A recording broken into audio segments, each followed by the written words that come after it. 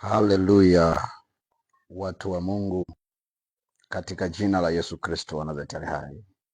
Mungu amekuwa mwema, Mungu amekuwa mwaminifu. Tumeona upendo wa Mungu namna anavyotutetea, namna anavyotupigania. Tumeshuhudia matendo makuu ambayo Mungu ameweza kuachilia kwetu kwa wakati huu na majira kama haya. Si mwingine ni mchungaji Alex Mkwama ambaye anachunga kanisa la Uzima katika Neno mji wa Raha ambalo liko Mbagala Mbande Kiponza. Ni kanisa ambalo liko chini ya Askofu Mkuu Mtume Dr. Moses Kingu na makao makuu yako Mbezi Malamba Mawili, Dar es Salaam. Ninayo furaha kubwa ya kumshukuru Mungu kwa namna anavyotutetea, namna Mungu anavyotupigania, Mungu namna anavyotulinda katika mazingira mbalimbali. Hatuwezi kusimulia yote, lakini kwa afya na uzima tele hatuna budi ya kumwambia Mungu asante. Na nimemwona Mungu akitenda mambo makubwa sana kupitia ibada ambazo zimekuwa zikiendelea hapa kanisani. Leo nilikuwa na ujumbe mfupi ambao nitaka niongee na kila Mtanzania na nchi za nje pia ambao mnanitazama sasa na kunisikiliza. Kumekuwa na matukio mengi ambayo yamekuwa yakitokea kwenye jamii iliyotuzunguka, ambayo wengine hii wamechukulia kama ni jambo la kawaida. Ni jambo ambalo wengi wanaona sasa ni kawaida na wameridhika na hiyo hali kwa namna tunavyozidi kuishi katika jamii mbalimbali. Jambo la kwanza ambalo ningependa uweze kulitafakari vizuri ni kuhusu habari ya uzao. Biblia inasema kwenye kitabu kile cha Kutoka 23:26, hapata kuwa mwenye kuharibu mimba wala aliyetasa. Haya ni maneno ambayo Mungu anayathibitisha juu ya wana wa Israeli baada ya kutolewa kwenye mikono ya Farao. Mungu anawathibitishia na anawahakikishia, huko mwendako hakutakuwa na mwenye kuharibu mimba wala aliyetasa.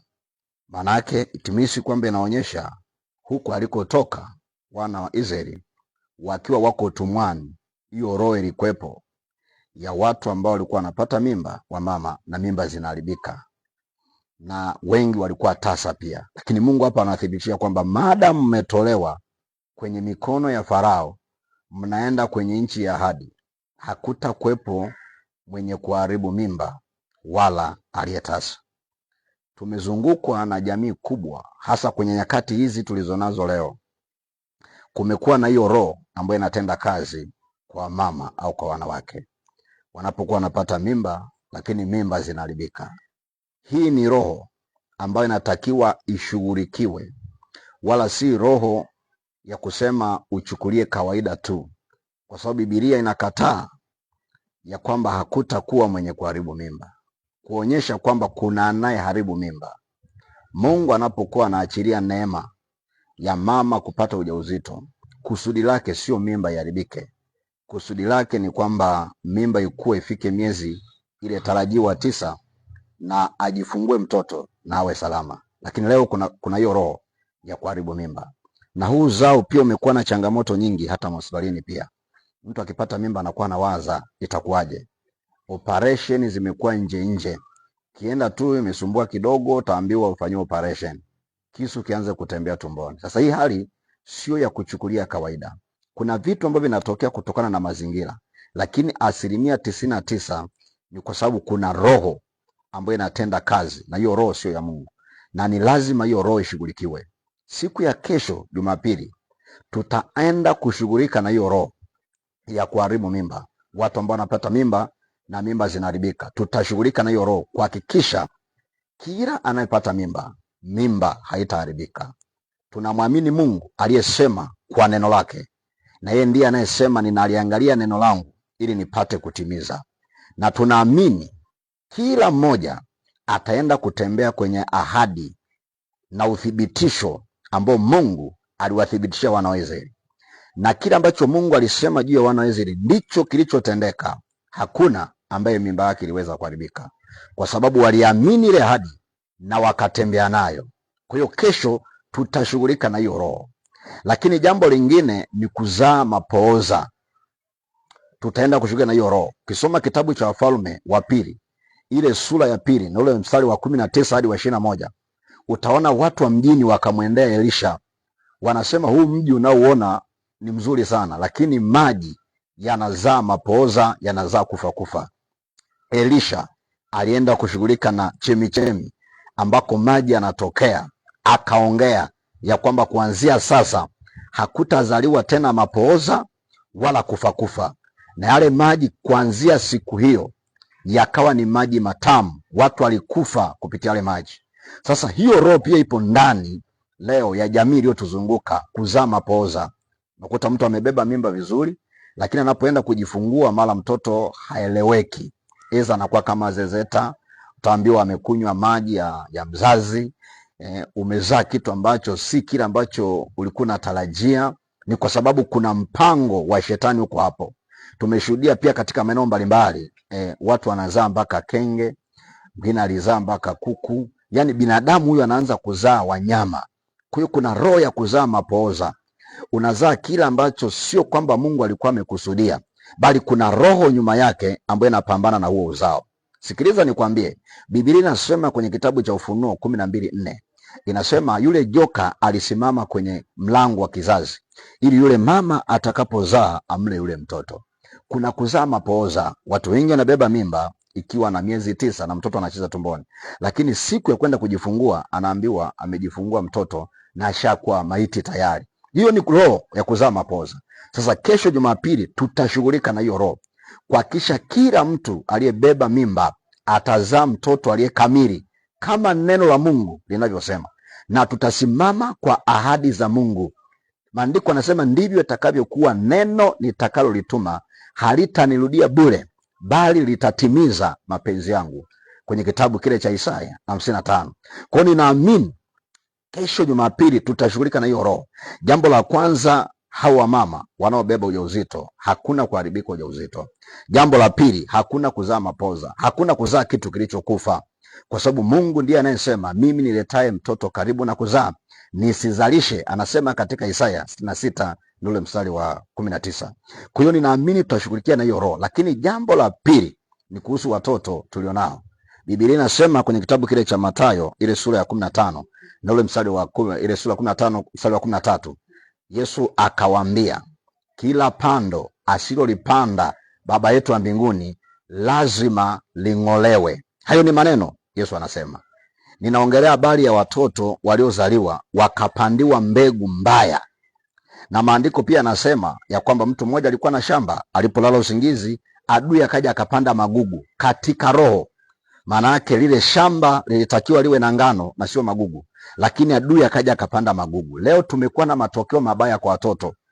Watoto wamekuwa na matukio ya ajabu sana, tena wadogo, kuanzia miaka 2, 3, 4, 5 mpaka 6 kule.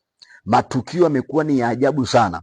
Unashangaa katoto kadogo ka kiume hakajaona sehemu yoyote, kanaenda kanamkamata mtoto wa kike, kanajaribu kufanya naye mapenzi. Kwa kuna hiyo roho ambayo ipo pia, na kuna ishara mbalimbali za ushoga ambazo adui anazipanda kwa watoto nyakati hizi. Mpaka unajiuliza mtoto hii hali ameipata wapi? Ameona wapi? Amesikiliza wapi? Labda ni shuleni, labda ni jamii ambayo imetuzunguka. Ukifuatilia unakuta sio shuleni wala sio jamii ambayo imemzunguka, bali kuna pando ambalo shetani amelipanda kwa huyo mtoto linaishi. Kuna kuta umezaa vizuri mtoto, lakini katika ukuaji wake anakuwa akiwa na mambo ya ajabu, kwa sababu adui amekuja kupanda gugu ambalo halikuwa kusudi la Mungu. Na ndio maana Yesu anasema kila pando asiyolipanda Baba yetu wa mbinguni lazima ling'olewe. Kwa lazima ujue kwamba kuna mapando ambayo yanaishi ndani ya watu, au kuna mbegu ambayo inaishi ndani ya watu ambao Mungu hakuiweka hiyo mbegu. Na ndio maana maandiko anasema kila pando asiyolipanda Baba yetu wa mbinguni lazima ling'olewe. Siku ya kesho Jumapili tutashughulika na hiyo hali. Na nitoe wito huu kwa watu wote ambao mko Dar es Salaam pamoja na washirika mahali popote ambao mnasikiliza. Tutakuwa na maombi maalum kwa ajili ya wamama hawa na uzao wao. Tutakuwa na maombi maalum kwa ajili ya watoto wote, kuondoa kila pando ambalo shetani amepanda ndani yao. Ukiwa mtoto umemlea vizuri, baada ya kwenda chuo na kuja kusikia amekuwa ni msagaji, amekuwa ni shoga, amekuwa na matukio ya ajabu, ni jambazi. Hizi ni roho zinapandwa, shetani anazipanda. Unaanza kuona kuna tabia zinaibuka, hazipo upande wa mama wala hazipo upande wa baba wala upande wa babu wala upande wa bibi, kwa sababu kuna roho shetani anazipanda ndani ya watu. Kumbuka maandiko anasema kwenye waraka wa kwanza wa Petro sura ya 5 mstari wa 8, inasema Ibilisi huzunguka zunguka akitafuta mtu wa meze. Shetani anaweza akameza kile ambacho Mungu ameweka ndani ya mtu, alafu akaachilia cha kwake. Shetani anaweza akaondoa ile mbegu halisi na akaweka ya kwake. Shetani huyo ndiye aliyeingia kwenye hilo shamba akaweka magugu katikati ya ngano. Kwa hiyo unaweza kuona kama ni ngano inaota au ni binadamu anakuwa yuko salama, kumbe ndani yake kuna vitu vya ajabu ambavyo shetani alishavipanda. Sasa hii inahitaji kuwa na akili ya kiroho. Maandiko yanasema tuwe na akili, yani tuwe na ufahamu wa kutambua, na kama shetani hautamtambua huwezi kumshinda. Wakorintho wa pili sura ya 2 mstari wa 11, maandiko yanasema asije akatushinda nani huyo shetani, maana hatukosi kuzijua fikra zake. Shetani ni kiumbe chenye mipango na mikakati. Kama kiliweza kuandaa mikakati mbinguni na kikaweza kushawishi baadhi ya malaika wakamfuata, hata duniani pia ana mikakati na ana mipango, na mipango yote ya shetani ni juu ya mwanadamu. Kama aliweza kumteka Hawa kwenye Edeni na Adamu akaingia kwenye mtego huo, ndicho anachokifanya mpaka leo. Nikutie moyo, maandiko anasema kwenye kitabu cha Efeso sura ya 6 kuanzia mstari wa 11 au wa 10, inasema hatimaye mzidi kuwa hodari katika Bwana, vaeni silaha zote za Mungu mpate kuzipinga hila za Ibilisi. Ni majira ya kuvaa silaha za Mungu ili tukapinge kila wazo baya la shetani juu ya wanadamu, tukazuie kila mikakati ya kipepo ambayo imeandaliwa juu ya kuharibu mimba kwa mama, juu ya kuzaa watoto waliokufa, juu ya kuweka mbegu mbaya kwa watoto wetu. Hiyo roho lazima tuishughulikie. Kwa hiyo nialike watu wote mahali ambapo wananisikia sauti hii, kesho tutakuwa na ibada hiyo ya kushughulikia hiyo roho ya kuharibu mimba, ya kwenda kuharibu hiyo roho ya kuzaa watoto waliokufa, kwenda kuharibu hiyo roho ya kuzaa watoto vilema. Tutaenda kuharibu hiyo roho, kwa sababu chochote ambacho Mungu hajapanga tutaenda kukizuia. Ni kile tu Mungu alichokusudia kizaliwe kwa mfumo huo ndicho kitakachoruhusiwa, lakini kile ambacho shetani amekusudia pamoja na wachawi hawataweza kufanikiwa. Mungu anasema kwenye kitabu cha Hesabu, alimtumia Balaamu 23:23 ya kwamba hakutakuwa na uchawi wala uganga juu ya nyumba ya Yakobo, yani Israeli, ambaye amemwamini Kristo Yesu. Sisi ni Waisraeli kwa njia imani, kwa kumwamini Kristo Yesu, na tunaamini hakutakuwa na uchawi wala uganga. Hata kama hilo tumbo lilichukuliwa likapelekwa kwa ganga kienyeji, tutaenda kushughulika na kila kilinge ambacho kilienda kuagua, kilinge ambacho kilienda kuchukua jina lako, kilinge ambacho kilipokea sadaka ili kudhoofisha uzao wako, tutakishughulikia. Kilinge chochote ambacho kimesimama ili kutesa mtoto wako akue katika maadili mabaya, japo umepambana kupiga, umepambana kuonya, lakini mtoto habadiliki, tutashughulika na hiyo roho. Maandiko anasema hata Samueli alikuwa akiwa anampendeza Mungu na wanadamu pia. Hata Yesu wakati wa ukuaji wake alikuwa akiwa anampendeza Mungu na wanadamu pia. Tutaenda kushughulika hiyo roho iondoke ndani ya watoto wanapokuwa, wamtumainishe Mungu kwenye maisha yao, lakini wawapendeze na wazazi wao na jamii iliyowazunguka. Kwa unakuta mtoto hasikilizi cha mwalimu, hasikilizi cha mzazi, hamwelewi yoyote, na wazazi wengine mnaenda mbali, mnapiga mpaka mtoto anakuwa sugu. Nataka nikwambie mambo ya kiroho, hata ukitumia fimbo mtoto hawezi kubadilika, kwa sababu hiyo ni siri ya kiroho iliyojificha, na utamuumiza na utamuua. Kwa hiyo unahitaji kumleta kesho kanisani ili apate kufunguliwa. Kwa hiyo mlete mtoto wako, tutaenda kushughulika na hiyo roho, na ninaamini kabisa kila mmoja atakombolewa. Na kama wewe ni mama, ni mjamzito, njoo kesho, ninaamini hautateseka na utajifungua ukiwa salama kabisa. Hata mambo operation hayo tutayafunga katika roho, hayataweza kutimia kwako. Ni mipango ya kuzimu ya kutembeza visu kwa mama. Hiyo hali usipoikataa itaendelea kukutesa. Maandiko yanasema Musa alipokuwa mtu mzima alikataa kuitwa mwana wa binti Farao. Ni majira ya wewe kukataa hiyo hali isiendelee kukaa ndani yako. Usifurahie mateso kama hayo. Usiseme hii hali ni ya kawaida, ni Mungu amepanga. Mambo mengine sio Mungu, ni shetani yuko kazini. Ndio na maandiko yanasema anazunguka apate kumeza mtu. Yeye anachinja na kuharibu, tena na kuua kabisa. Yuko kazini kutenda uharibifu. Kitabu cha Yohana 10:10. Mwivi haji isipokuwa ibe na kuchinja na kuharibu. Yesu anasema mimi nalikuja ili muwe na uzima tele. Kitabu cha Mathayo 11:28, Yesu anasema njooni kwangu nyinyi nyote msumbukao na kulemewa na hiyo mizigo, nami ni Yesu nitawapumzisha. Siku ya kesho Yesu atakuwa kwenye madhabahu ya uzima katika Neno Mji wa Raha, Mbagala, Mbande, Kiponza, nyuma ya Free Park. Tutaenda kumwita Mungu na Mungu ataenda kutenda mambo makubwa, na ninaamini kwa sababu hii kazi sio ya mwanadamu, ni ya Mungu kupitia wanadamu, na itaenda kutendeka sawasawa na kusudi ya Bwana. Mungu ndiye anayesema mtalikusudia jambo nami nitalitimiza. Lile ambalo tumekusudia kesho, Mungu ataenda kutimiza. Wamama wote mpate kufika, wababa mpate kufika, waleteni watoto wenu, na andika kila ambacho mtoto wako anakipitia. Mtoto wako kila ambacho una kabisa, hiki huyu mtoto haeleweki, eza amekuwa kikojozi, unaandika. Tutaenda kushughulika na hiyo roho, na ninaamini kuna mambo makubwa ambayo Mungu ataenda kuyatenda kwa kila mmoja atakayefika kwenye madhabahu hii ya Mji wa Raha. Mungu ataenda kumfungua, Mungu ataenda kutenda mambo makubwa. Tumeshuhudia wengi wakifunguliwa, watu ambao walikuwa kwenye mateso, watu ambao walikuwa kwenye shida, kwenye changamoto mbalimbali, wametoka wakiwa salama. Usijidanganye kwenda kwa ganga. Mganga ni yule yule, ile nguvu ya kuzimu ya Lucifer inatenda kazi kwa ganga kienyeji. Anaweza akakuondolea tatizo ulionalo sasa, alafu akakuwekea tatizo lingine, anakufanya uwe mtaji. Ukija kwa Yesu unakombolewa na unakuwa huru, na familia yako inakombolewa. Hata watoto wako hawa wataenda kubadilika. Tumeona wengi wengine walifungwa fahamu shuleni, walikuwa na badilishiwa akili wakati wa mtihani, akili yake inaondolewa, hafanyi vizuri, lakini nyakati za kawaida anakuwa na ufahamu mzuri kabisa. Kwa hiyo zinabadilishwa akili. Ni kama wale wanawake makahaba ambao walizaa watoto kwa pamoja, mmoja akabadilisha mtoto wa mwenzake baada ya kuona wakati amekufa. Ndicho kinachofanyika katika ulimwengu wa roho. Akili yake inachukuliwa mtoto wako, inapelekwa kwa mtoto ambao halina akili, na ndio unakuta siku ya mtihani anafaulu mtu ambaye alikuwa hana akili, mwenye akili amefeli, kwa sababu ya hiyo roho ya kubadilisha ufahamu.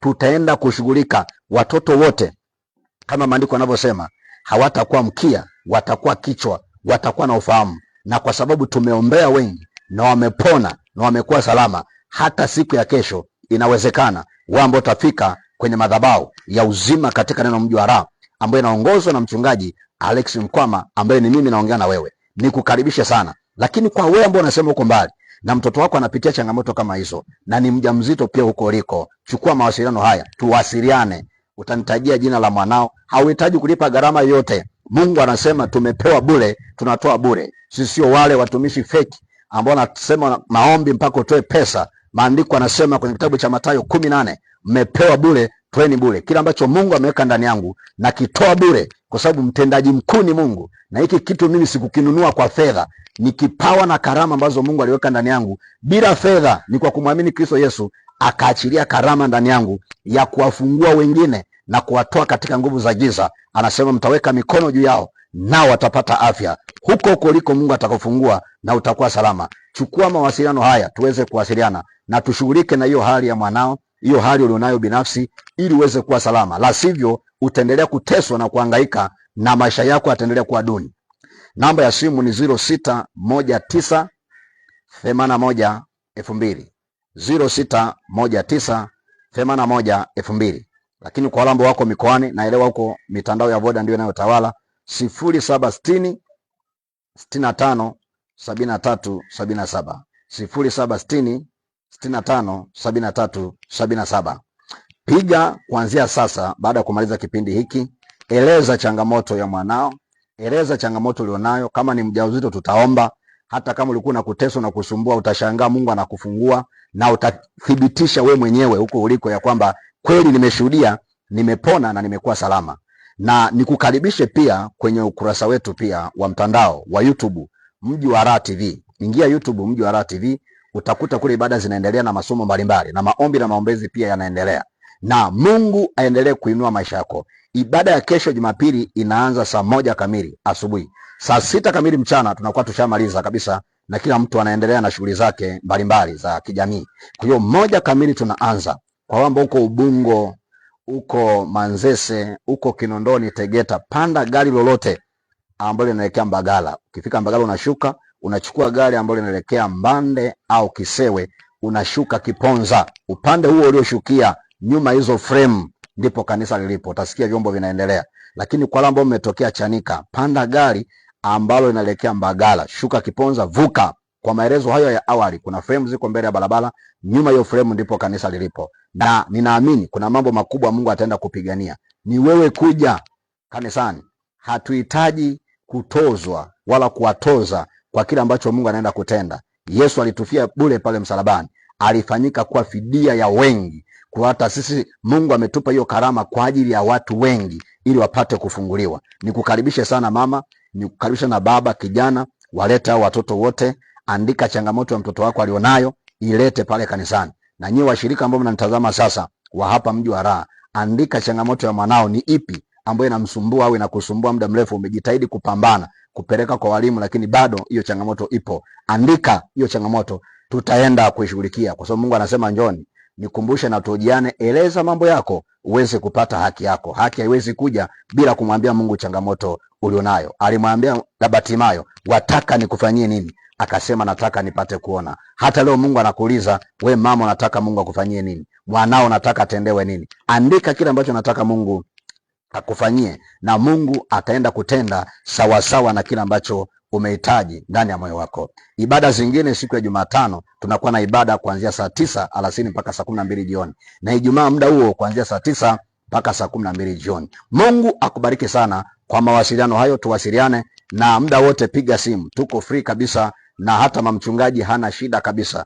Kwa piga simu masaa yote, nitakuhudumia kwa njia maombi, kwa njia ya ushauri. Mengine yahitaji maombi, ni kushauriwa tu, na Mungu ataenda kutenda na atafanya mambo makubwa. Kuteseka iwe mwisho kwako, kuhangaika iwe mwisho kwako. Usikubali kuendelea kuteseka. Inawezekana kabisa kwa Mungu ukimkaribia, mateso yataondoka. Hata kama kuna mtu alisema haitawezekana, mimi nikuhakikishia kwamba kwa Bwana yote yawezekana. Hakuna jambo gumu la kumshinda Mungu. Kama aliweza kukuumba na masikio kama unasikia na macho unaona, ataweza kufanya hata hilo ambalo kwako unaona kama ni gumu. Ubarikiwe sana. Ulikuwa na mimi mtumishi wa Mungu, mchungaji Alex Mkwama. Nawapenda watu wote, niwatakie Jumamosi ya baraka na ya amani, na mfurahie ukuu wa Mungu na amani ya Kristo Yesu. Na nawaombea wote kuanzia sasa muwe na afya tele mpaka kesho tuweze kuonana kwenye ibada saa 1 kamili asubuhi. Barikiwe sana. Amen. Amen.